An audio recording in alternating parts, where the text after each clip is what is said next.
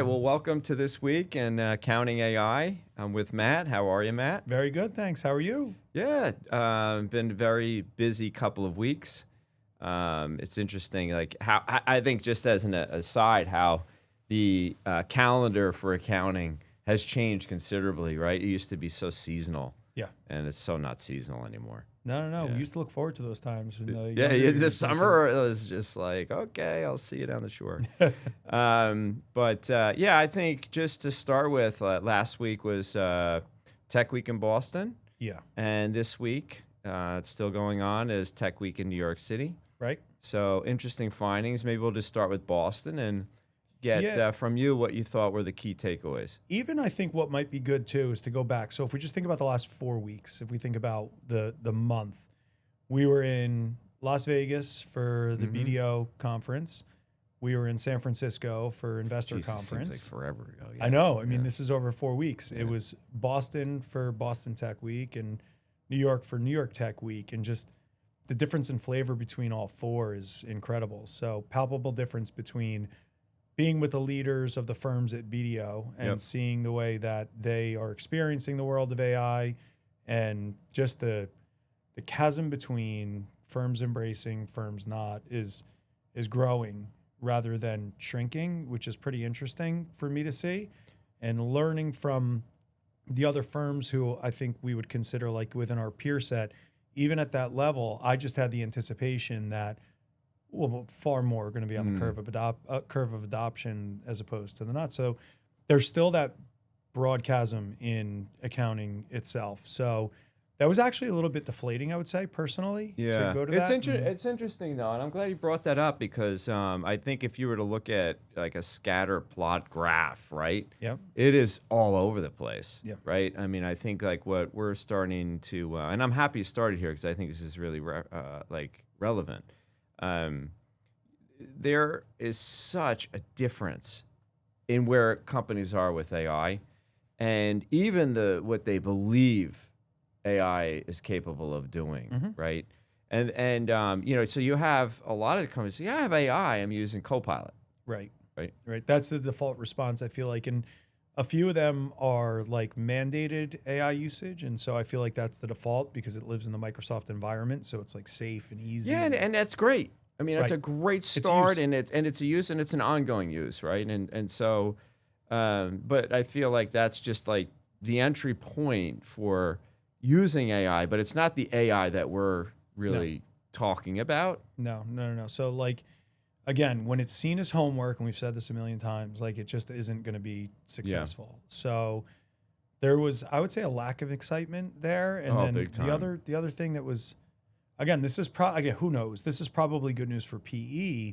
A few of the firms that we spoke to were kind of like, we're not gonna solve that. We're just, it's going to be somebody else's problem. We're going to move it along. So we've seen more transactions, which again is a resultant of a couple things, right? A lack of planning on or succession, coupled with the mountain that it takes to climb in order to get to the point where you're utilizing and harnessing AI to develop your practice and what the future is going to look like. Yeah, and there's the two worlds, if we just simplify it. There's the public accounting world, right? And that's been structurally disrupted since COVID with the entrance of PE and the massive amount of people leaving the profession, the whole upside down, if you will, baby boomers to the incoming entry-level graduates, whatever we want to, how we want to refer to, just the overall demand is far outpacing the supply. It's been that way. So we've had these structural problems, and then you have the new investment, and then you have this emerging tech, and a lot of companies that are in the public accounting space are looking at it as that, can I actually solve this, like you're saying? And they're choosing not to, which is now creating a whole class within private equity where there's these platform companies which are saying, you keep doing what you're doing and we'll solve those challenges for you. Back end, right? And then those that are even trying to go alone are thinking still of labor as an arbitrage. You're talking the offshoring side of and that's still prevalent. Yeah. And what I'm learning from talking to the other firms, a lot of them, or a certain amount of them, are actually utilizing the AI in the offshoring capacity. Right. And so that's an interesting play. It is. It totally is. And then there was some releases this week about, someone from that wants to start an AI only accounting firm. Right. You have Ramp, who's here's a ledger. Yeah. So look, it's just going to continue to be wild. Now we're at Boston last week, were you seeing a connection between what you learned in San Francisco, speaking to the people on the front line and the frontline investors, and what you saw in Boston? If you could talk about the different, say, ecosystems, I think would be interesting. That's the right word. So I didn't think about this. I didn't know anything about it before we had gone there. But they had posted statistics where something like 40% of the unicorns were born out of the Northeast, including Boston. But only one company, not 1%, has remained in Boston. That's crazy. And, I felt it by, I would say, the age of the companies that I was meeting. So a lot of the companies, while they were formed as like corporations, they were entities. They were really at like the ideation phase. I see. Trying to figure out something, trying to work like in a step above theoretical, but still not like operating like I'm used to seeing in New York or San Francisco. Yeah, like a step before the lab. Correct. Yeah. And what I did learn from listening to a number of investors, there was a great panel that Fenwick put on where they had a variety of investors at different ages. And they were talking about like the place that you come into play and make the investment. They spoke specifically about the pressures they face from investors on both coasts who will say to these companies, you'll get the investment when you move either west to San Francisco or south to New York. So that pressure is real. We are now in our New York City Tech Week. And a couple nights ago, gosh, I swear time is crazy, right? It's flying. like, okay, 2 nights ago, we hosted an event with Artifact and Rillet. Yep. And you were the host. What we're finding, which has been great, is that we've been so blessed to work with some of these AI companies that have great people. Yeah. And seeing the world in a very similar fashion. Yeah, I meant it when I said it at the outset. Like I couldn't picture two nicer guys to have who are obviously extremely smart, extremely successful. So to have that blend was fantastic. And, the topics that we covered, it's funny because those two companies are slightly competitive. Yeah, well, maybe we'll just talk a little bit about it because I do think the ways in which we thought about why having them together was important, although they are different, right? Yeah. Is you have, again, when we have these two worlds we're talking about, like you have the public accountants, right? And we're challenged with our own stuff. And you have the private accountant, right, world, and they're challenged in the office of the CFO with their own, challenges with AI and how you do this. Their biggest challenge has been the ERP, right? Has been that the ERP has been designed very operationally in a way, not accounting first, right? So getting the accounting, getting the reports, getting the appropriate information that you really think has the context to make great decisions has been a struggle. Yes. Right? So accountants have been spent in both public and private doing most of just accounting, trying to get to do accounting, right? Like pieces of it. So we thought that having someone that's trying to disrupt the ERP market and then someone who is designing something or has designed something that can run agnostically across any system of record is a good thing for accountants to know. Yes. Right. Yes. So at 30,000 feet, both are attempting to elevate the leverage of an accountant, Yes. right? So two paths to get the same result. One requires that you're on their system of record in order to benefit from it. The other is agnostic. However, they also are approaching how they're going about delivering that solution differently. So with Rillet in particular, they are pioneering. They're actually the one that coined the phrase, I believe, of the finance engineer. Yeah. And so what they're envisioning are accountants becoming more heavily focused not only in finance, but in engineering because of the ability to create agents. And so they believe that the rise of the finance engineer is going to be somebody that has, multiple skill sets that they're using to rely on the AI accounting knowledge that they're generating, or the accounting knowledge that they have, coupled with the ability to generate using natural language to almost vibe code solutions that they're going to utilize to deliver. And so that's like capturing multiple skill sets and kind of creating a new role, a new set of deliverable skills.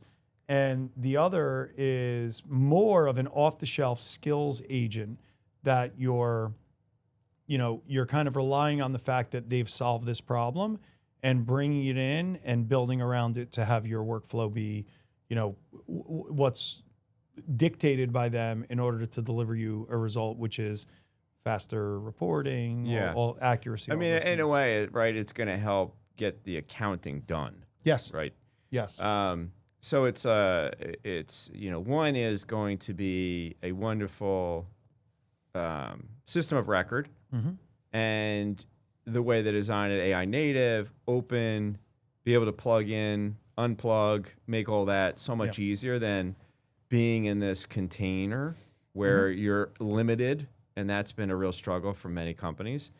And then on the other hand, I have the company says, okay, listen, I know the rip and replace is not for you right now, and you're going to stay with your legacy system, but we're going to come in and help at least make your accounting easier and provide you better insights because of what we're going to put on top of you. Right. Right.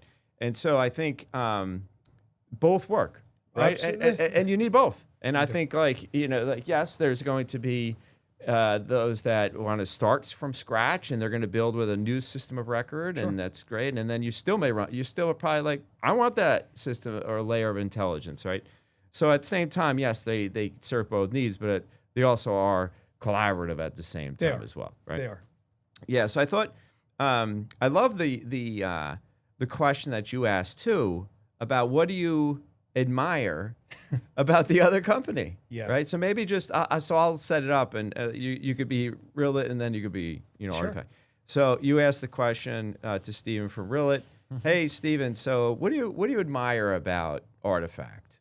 Yeah, and it's that you could start it today. Yeah. Right. It's the fact that even though it's easier to implement Rillet than other ERP solutions, you could start today. Yep. With Artifact, and that's an advantage to a lot of people because Right.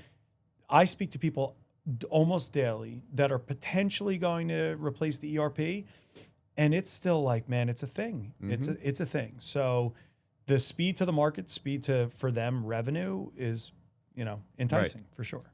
All right. So now you're Ariel. I'm going to say, so Ariel, what do you admire? Yeah, the fact that the system of record is the system of truth universally. Yeah.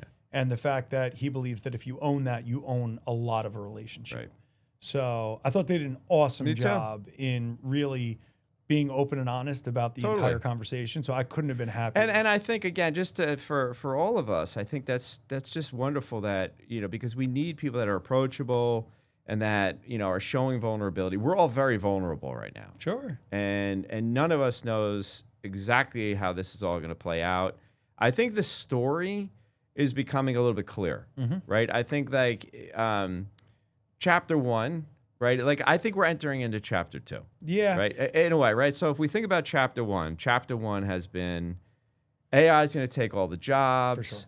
AI, what are you going to need accountants for? Yep. And then there's the other then it's almost like what AI?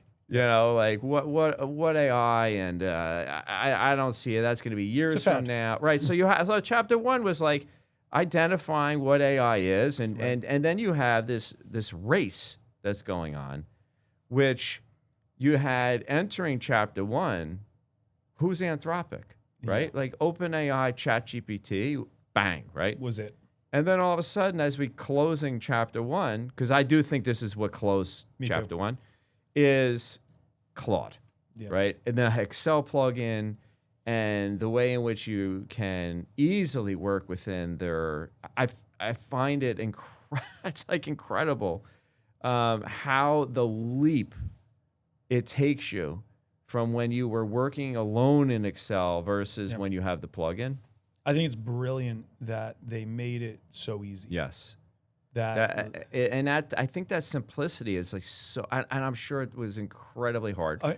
Simplicity But like is one it of the hardest just things, always seems to be the Steve Jobs wins out on that, Yeah. right? But yeah, so I feel like that was an inflection point that has now taken us into chapter 2. We don't know yet what chapter 2 is going to look like, but I think it just goes to show we're like chapter 2 is just like what Stephen and Ara were kind of talking about, is that system of record is being disrupted, that AI, we don't know exactly which foundational model is going to work, but there is going to be a foundational model, and there's going to be a layer that's going to be a natural language way of, it's going to interface with your information, and that has to be the goal. Right? And so when you think about your role that night and you're having different conversations with people, what was some of the questions that people were asking you that were memorable to you? Be like, that's a great question. So it's really funny because it's really variable depending on who was asking the question. So I dealt with, there were some, I would say, older practitioners in the room that were kind of like, came to the event because they were interested to see what was real. So they're at the point now where they're recognizing it is real, but also getting to the point where a lot of our CFOs are, which is like, okay, I'm getting into the game now and there's 38,000 tools. Like what do, and I mean, there are just more and more. I met that night a variety of companies that are competitive with other people that were in the room. And I could feel that if I was in one of those CFO shoes, I'd be like, what do I even do? For sure. So the questions I would say were kind of like, how do we begin? If I think about that end of the room, it was like, where do we start minute 1? And that was clear. Minute 2, if I think about, again, just splitting the room into like, on the younger side of the practitioners, it was more of the like, what are you seeing that's actually moving the needle for you guys? How do you make your decisions? How do you determine to bring in a new tool? How do you, educate your team? And so the questions were really, I would say, functionally accurate for WIS Labs. Like, and a fair amount of questions of, how do we get into WIS Lab? How do we participate in that room? So I think it was, the learning is there still is the chasm, but there's certainly, as you mentioned, the chapter 2, strong understanding that this is real, and if I embrace it, it can really help things. Totally. So that was good. That was a really good thing. I agree with that. I think the fear is dissipating because there was also, and it still exists, like, what is AI capable of? And I think at the outset, I even went through it personally, like, oh my God, no job, no anything, it's going to be fully replaced. And now it's like, okay, what are the things it can actually do? What are the things it can help me with? Seeing it less as a competitor and more as an amplifier. Yeah, I love that.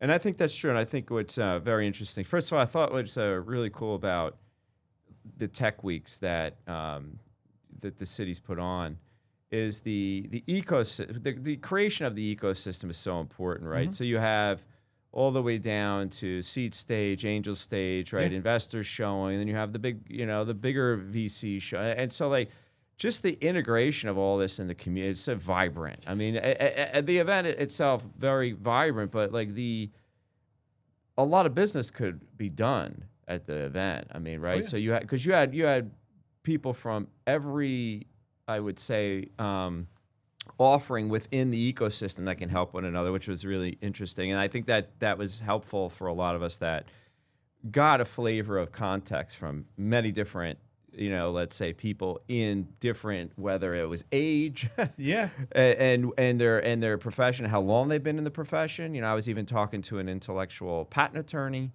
and how their world has changed with Harvey, Legora, and how they use it, but also how they're thinking of the world, right? And so it was also interesting to get a perspective of people in other industries, how they're bringing AI in, right?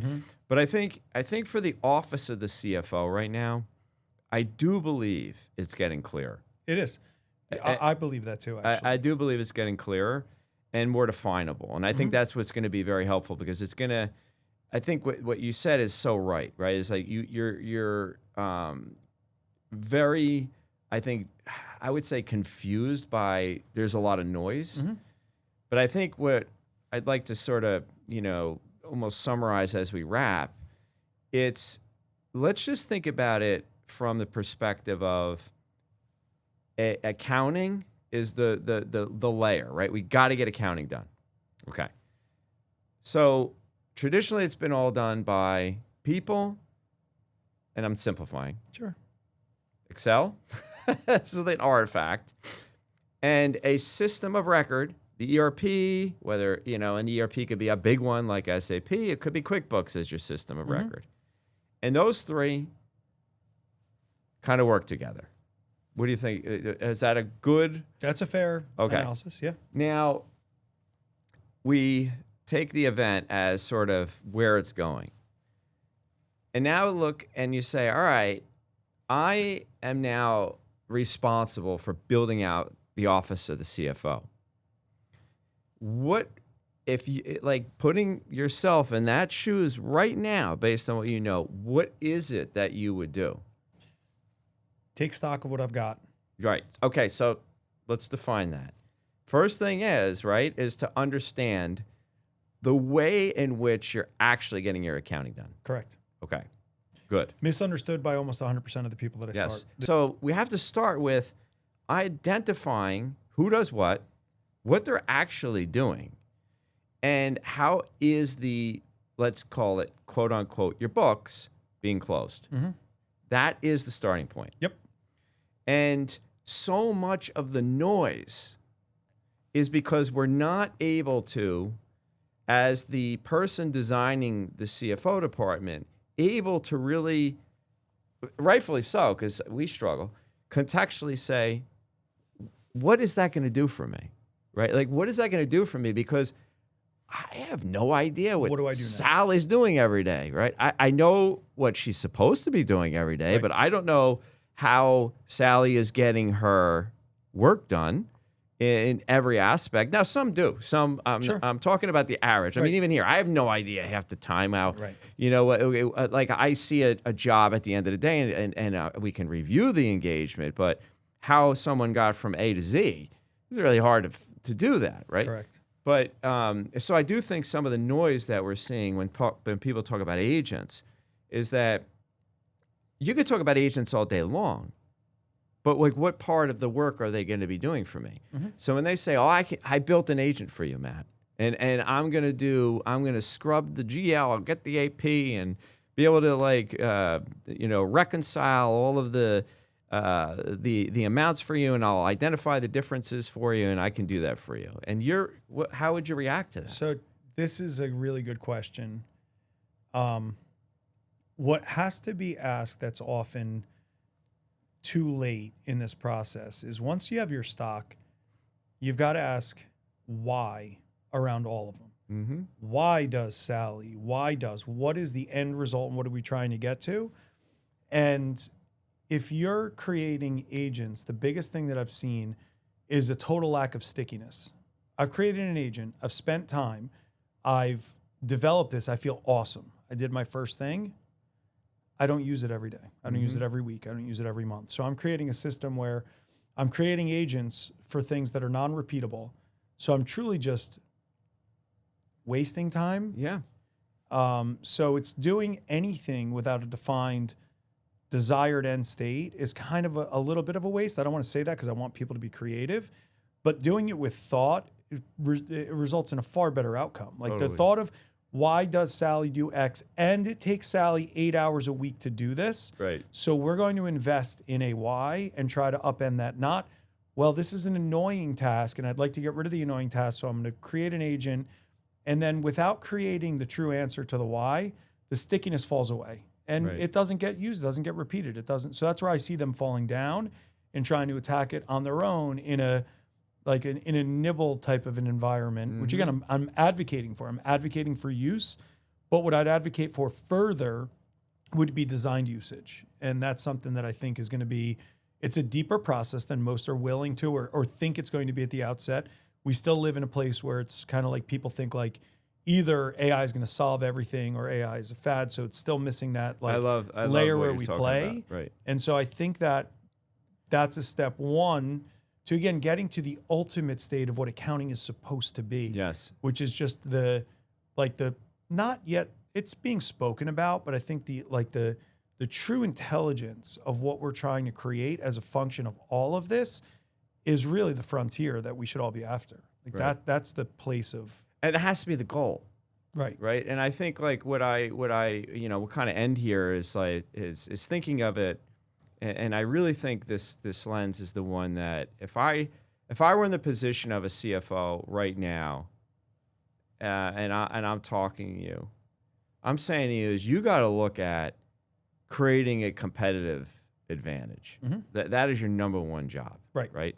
And you have to think about you're at a disadvantage because every new company that's growing and designing their accounting is going to be better than yours that exists today.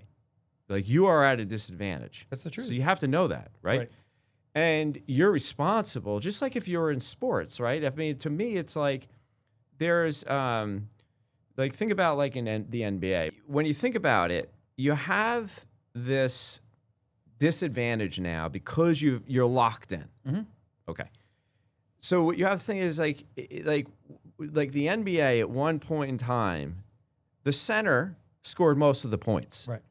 So most teams were locked into having to play this style, right? Mm-hmm. So who would be like the number one person taken in a draft? Chamberlain, is it right? Yeah, exactly. Like Hakeem Olajuwon went before Jordan, and Olajuwon had a phenomenal career, but Jordan is a GOAT. And the game evolved from Jordan. Right. And so like there was, this sort of like athleticism really started creeping in and the game really started to change and more fluid. And then all of a sudden you get this freak in Steph Curry who's just like shooting the ball from all over the place and the 3-point line. Opened up the court. And then what they did is that's funny because this is where math and numbers and statistics make sense is why are we not shooting more 3-pointers? Because statistically, from a probability perspective, we get more points per outcome on a probability level, right? Brilliant. Yep. So now we've designed a game, right? And so all of a sudden, though, the game's evolving again where it's like, you better play defense now. Right? Yeah. So all of a sudden, the knock on the NBA for so long had been, they don't play defense. I go to the game. It's so boring. Oh my! Are they? I mean, this is incredible. The way I love seeing the physicality come back too. Yeah. And so the teams that are able to evolve, right? Like your accounting has to evolve, right? And so put it to the point of AI native accounting is 3-point shooting. Right. That's a really good. And you are playing as though like Robert Parrish on the Celtics. Or Kareem Abdul-Jabbar on the Lakers, right? Or David Robinson on the Spurs, a more recent, right? Probably the last great center, right? Yeah. And this is what you're doing. And you have to think about, like, how do you start to evolve into being able to be as competitive as someone that's doing this from scratch? I love it. And your analogy is perfect. And the alignment would be like, the Knicks knew the score of the entire game. Yes. And they knew how they were failing and succeeding, and they were able to analyze in real time and change as obviously is necessary for this. And if you overlay that with business and you see yourself as, well, we only review the game film after it's over. Right. What do you think the result is going to be against even better to end it up? What is going to be a result? Like, so if I have the ability to analyze my books and records in real time, I'm going to beat you. That's brilliant. Love that. Let's end on that. All right. Thanks, everybody. We'll see you next week. Thank you. That's a wrap on This Week in Accounting AI. If you found this useful, make sure to follow us. On Spotify, smash that follow button on our show page. And on Apple Podcasts, tap the plus sign and leave us a quick rating while you're there. I'm Paul Peterson. See you next week.